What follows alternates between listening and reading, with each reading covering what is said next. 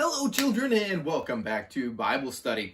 Today, we're going to look at one of the saddest stories in the entire Bible. You see, Solomon, King Solomon, was the wisest man in the world, but when he became old, it says he was seduced by his wives. Now, think about how many would wives be? That means that's more than one, right? Well, it literally says he has 700 wives. I can't even imagine that. Plus, he's got 300 concubines. Ask your parents. And so, there's all these women that he's surrounded by. And God specifically says in the old law to not intermarry with some specific tribes or some specific other nations. And that is exactly what Solomon does. And when his wives seduce him, it says that he builds them things and builds them altars to their gods. And this infuriates God. It took him 7 years to build God's temple, and then he starts building other altars. One, it says to Chemosh, and Chemosh is horrible. Like, part of Chemosh's sacrifices and their worship is to literally kill little children. And it's just weird how Solomon goes from one that is dedicating this temple and saying God will be with us forever if we worship him, to a person where it says over and over again in this chapter that he's not dedicated anymore to Yahweh, or not as dedicated anymore to him. And it's just weird. It's just strange that he's let all these women to tear him away. And God says, I'm going to rip the kingdom out of your hands, and I'm going to leave only Judah in your bloodline because of David. And that's it. Now, in the future, for some reason, it's Judah and Benjamin that stay in that kingdom, the southern kingdom, and then the northern kingdom is the other tribes. But Solomon messed up. I don't think he was permitted to have more than one wife anyway, and he has over 700. God also says don't collect horses, and your kings aren't supposed to get as many horses as they can. And depending on which translation you look at, Solomon has either 4,000 or 40,000 horses, and that would be the equivalent of cars today. Can you imagine our president having 4,000 cars, or 40,000 cars, or 700 wives? Like, it doesn't make sense. And that doesn't work well, because you have all these different foreign interests come in, and you don't know what's right and what's wrong. And even Solomon, the wisest person to have ever lived, doesn't know right from wrong anymore. So remember, who you surround yourself with is who you're going to be. When it is time for you to get married, if you're blessed to be married, remember, one, God's plan for marriage is one man and one woman for life. And remember that you want to marry a Christian. You want to marry somebody that for life. You want to marry someone that's one man, one woman for life. And one whose number one goal is to get you to heaven. Just like I want my number one goal to be to get my wife to heaven, and I hope her number one goal is to get me to heaven. That is the goal of marriage, so you can live with each other in eternity. I mean, that's a big deal. And Solomon chose the wrong people to surround himself with.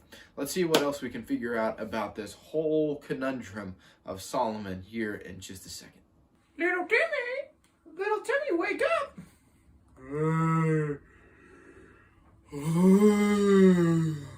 5 more minutes, Mom. Nope, it's time to go to school. Now remember, you become the 5 people you're around the most. So whoever you're hanging out with is what you're going to be like. Oh, Mom, come on. I'm my own person. I'm my own man. I do what I want, and I'm not influenced by anyone else. I don't think that's true.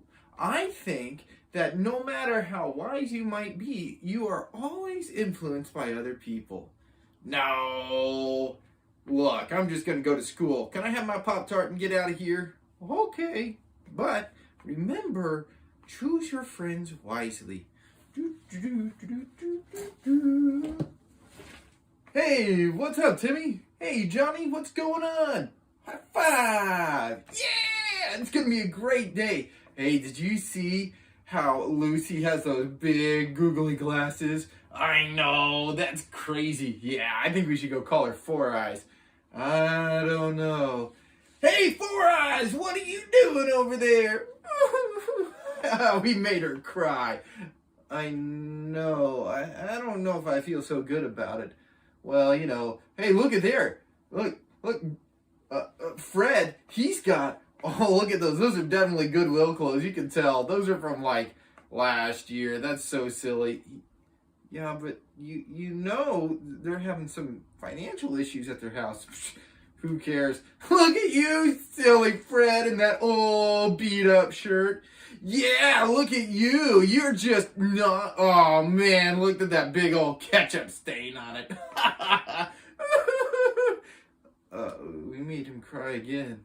Uh-oh. Here comes Mr. Haberdasher. Boys, I've had enough of your bullying. Now, you guys need to get to my office, and then you're going to go home, and you're going to tell your parents exactly what you did. No more of this bullying. You get out of here, okay? Now get! Little Timmy, Mr. Haberdasher gave me a call today. Told me you've been hanging out with that bad Johnny boy again. Yeah. Now what did you do? We called people names and made fun of their clothes. Now didn't I tell you about how you need to pick who you spend time with? Yeah. And did you say you were a big man and you're above anybody else's influence? Yeah. Well, you remember the Bible story about Solomon where he had those wives that took him away from God even though he was the wisest man? Yeah, Mama. Well, was the wisest man above being influenced by other people? No. Then why did you think you could be? I don't know. You see, you become who you spend the most time around. You need to spend time around good people, not naughty people. I know that now. You will have a good discipline later tonight. I'm going to send you to your room, and you're going to only eat your Brussels sprouts and broccoli tonight. That's all you get for supper. Aw, Mom, come on. Yep, Brussels sprouts and broccoli. Oh, and you need to go to that good old Eastwood Church of Christ. You see, they have great children there, and they have amazing teachers. So remember, you're going to go tonight. Tonight at the Eastwood Church of Christ at 2500 North Plum, 7 o'clock. They've got those amazing teachers. And maybe we'll get that bullying out of you and get you some really good friends so you can learn how to act right. Okay, Mama. I promise not to hang out with Johnny anymore and spend time with those people that are kind. Now, remember, you still need to love Johnny and be kind to Johnny. Jesus still loves Johnny. But do not allow yourself to be influenced by him. Okay, Mama. Now, we'll see you guys at church tonight. Remember, 7 o'clock with amazing teachers. We'll see you next time. Bye-bye. Bye-bye.